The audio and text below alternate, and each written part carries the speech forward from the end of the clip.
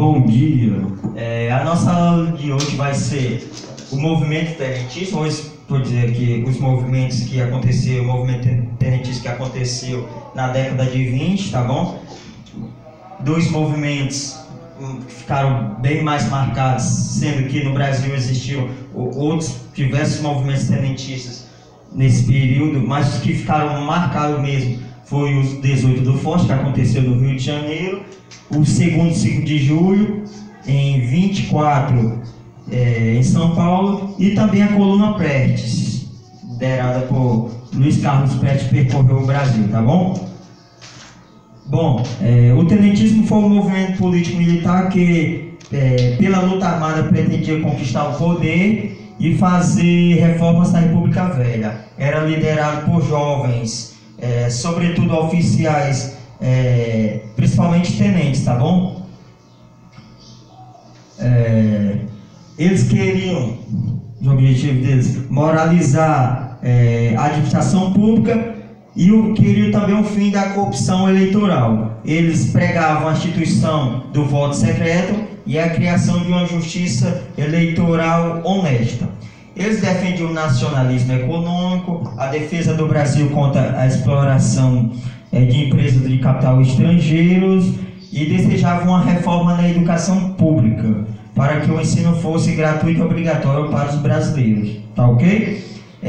Eles estavam desiludidos com os políticos civis. Os tenentes exigiam a maior participação dos oficiais militares na vida pública, ou seja, eles queriam que os militares,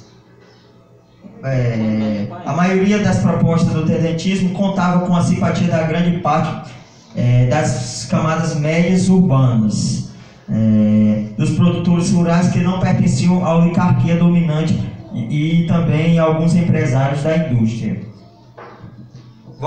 Eu vou explicar um pouco o segundo 18 do Forte que aconteceu no Rio de Janeiro. A primeira movimento eclodiu em 1920 no Rio de Janeiro. Foi uma revolta forte militar de Copacabana, que tinha aproximadamente 300 homens, liderados pelos tenentes. Os homens do Forte revoltaram-se contra o governo e decidiram impedir a posse do presidente Arthur Bernardes, que tinha sido eleito, tá bom? Arthur Bernardes foi presidente do Brasil de 22 a 26, tá ok? Tropas fiéis ao governo imediatamente cercaram o forte de Copacabana, isolando os rebeldes. Então, com isso, eles não havia condições para resistir. Entretanto, numa atitude heróica, 17 tenentes e um civil saíram para as ruas no combate corpo a corpo contra as tropas do governo. Então, com decidido essa luta suicida, só 2 rebeldes escaparam com vida. Foram os tenentes Eduardo Gomes e também Siqueira Campos. O episódio então ficou conhecido como os 18 do Forte de Copacabana, tá bom? 2 anos depois, vai surgir o segundo movimento, que é o segundo 5 de julho. Esse movimento aconteceu no Rio de Janeiro, em São Paulo, com o objetivo de depor Arthur Bernardes. Também nesse mesmo período eclodiram rebeliões em outros estados, como aconteceu a Comuna de Manaus, Rio Grande do Sul e Mato Grosso também. Então, o segundo 5 de julho foi comandado pelo general Isidoro Dias Lopes. A revolta teve a participação de numerosos tenentes, entre os quais Joaquim Távora, Juarez Távora, Miguel Costa, Eduardo Gomes, Índio do Brasil e João Cabanas. Então foi o maior movimento, maior confronto bélico já ocorrido na cidade de São Paulo. Deixou mortos cerca de mais de 500 pessoas. E depois de ocupar temporariamente a capital de São Paulo, a tropa tenentista teve que abandonar suas posições diante da ofensiva reação armada do governo, tá ok? Então, com isso, Esses tenentes saíram derrotados, mas eles não desistiram na luta contra o presidente, tá bom? Arthur Bernardes. Eles saíram de São Paulo, formaram a coluna paulista, foram para o interior do estado do Paraná e se encontraram também com a coluna gaúcha, liderada pelo Luiz Carlos Prestes, e então formaram a coluna Prestes, tá ok? Então as duas forças tenentistas uniram-se e decidiram percorrer o interior do país, procurando apoio do povo para novas revoltas contra o governo. Nascia assim a chamada coluna Prestes, pois as tropas eram lideradas pelo capitão Luiz Carlos Prestes.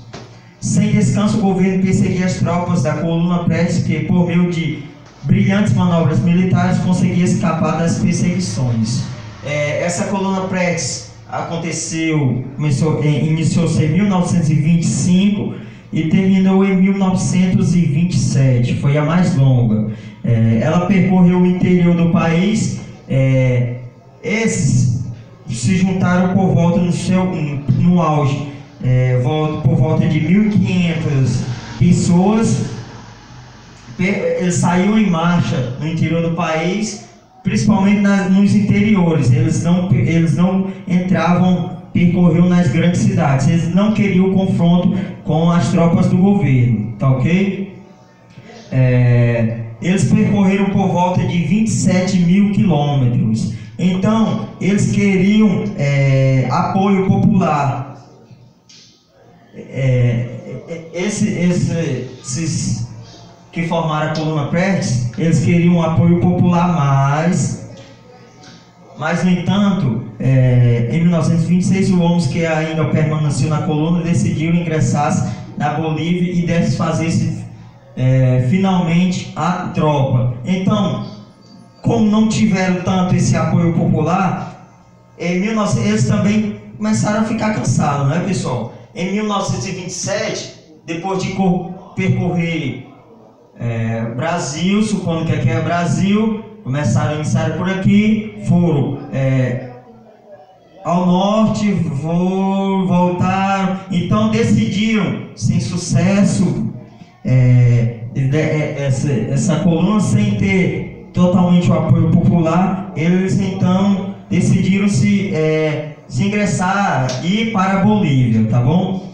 A coluna Prestes não conseguiu provocar revoltas capazes de ameaçar seriamente o governo, mas manteve acesa a esperança revolucionária de libertar o país do domínio da velha política.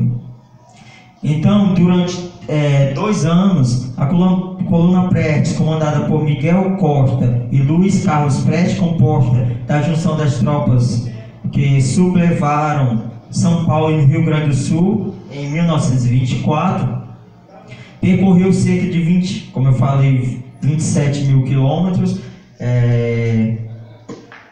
pregando o fim da República Velha, a modernização do país e a realização das reformas sociais. Apesar do grande número de soldados enviados contra ela e das alianças feitas entre as autoridades e os chefes locais para tentar esmagar a coluna, o movimento não foi sufocado e o nome de Prestes ganhou projeção nacional. No início de Então, pessoal, como eu falei antes, depois de 2 anos eles começaram aí não ter o grande apoio da população, eles começaram a desfazer-se, tá bom? Eles começaram então a ir em direção à Bolívia, mas contudo, essa coluna alimentou então a esperança da população da luta contra a República Oligárquica, tá ok? Então, pessoal, mais ou menos é isso. Minha aula foi sobre o movimento tenentista, 18 Forte, segundo 5 de julho e a coluna Prestes. Então, O tenentismo, em sua grande maioria, apoiou este movimento. E depois da vitória e posse de Getúlio Vargas, vários tenentes se tornaram interventores.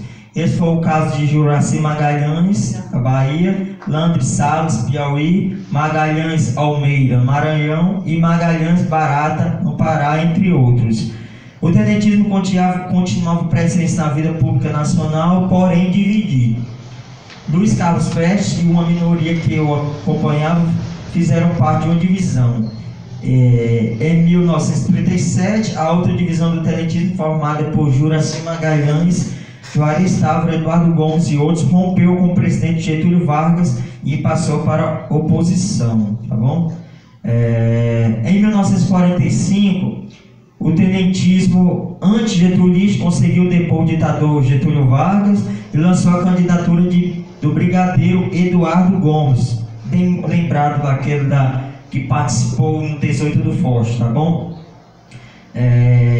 Apesar de Eduardo Gomes se candidatar, quem ganha é Eurico Gaspar Dutra, ex-ministro das Forças, ex-ministro de Vargas, que inclusive havia demonstrado interesse pela aproximação do Brasil com as potências do eixo. Mas esse já é outro assunto, tá bom? Eu queria explicar esses movimentos que aconteceram na década de 20, que depois disso sucederam-se com a entrada de Getúlio Vargas no poder, tá ok?